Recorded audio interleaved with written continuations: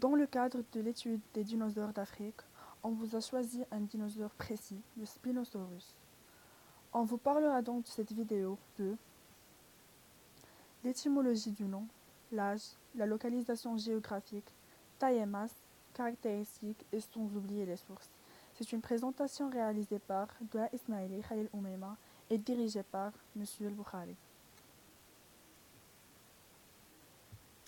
L'étymologie.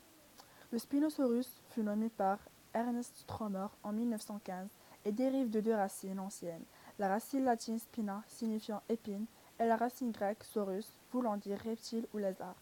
Stromer voulait en effet mettre en évidence le caractère le plus étonnant de ces nouveaux dinosaures, à savoir les processus épineux surdéveloppés des vertèbres dorsales qui n'avaient encore jamais été observés auparavant chez un dinosaure. Et l'image ci-dessus représente le Spinosaurus. En ce qui concerne l'âge, le Spinosaurus était un dinosaure théropode qui vivait au Crétacé.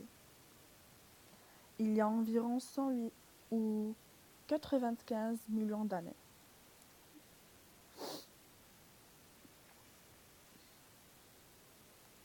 La localisation géographique.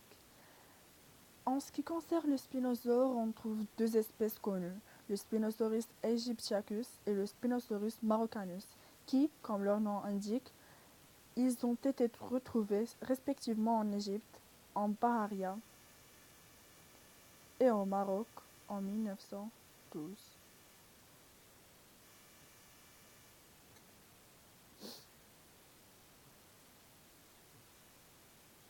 Taille et masse.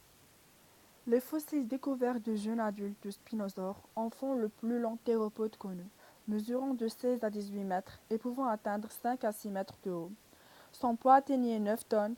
Des comparaisons avec des espèces apparentées suggèrent même que les plus grands adultes pouvaient atteindre 20 tonnes et une longueur de 21 mètres. Des caractéristiques concernant les spinosaures. Les spinosaurus, tels que les Spinosauridae, qui possèdent une crête crocodiloforme, furent des animaux au moins partiellement piscivores.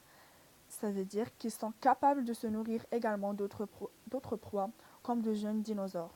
Ils se distinguent par la présence d'une crête nasale élevée au-dessus des yeux, des narines externes proches de l'orbite. En plus, ils ont de longues mâchoires, des dents fines et aiguisées. Des épines distinctives du spinosaure, de longues osses partant des vertèbres qui faisaient jusqu'à 2 mètres. En plus des bras du spinosaure qui étaient plus longs que la normale chez les grands théropodes, ce qui indique qu'ils auraient passé une partie du temps à quatre pattes, position assez inhabituelle chez les carnosauriens bipèdes.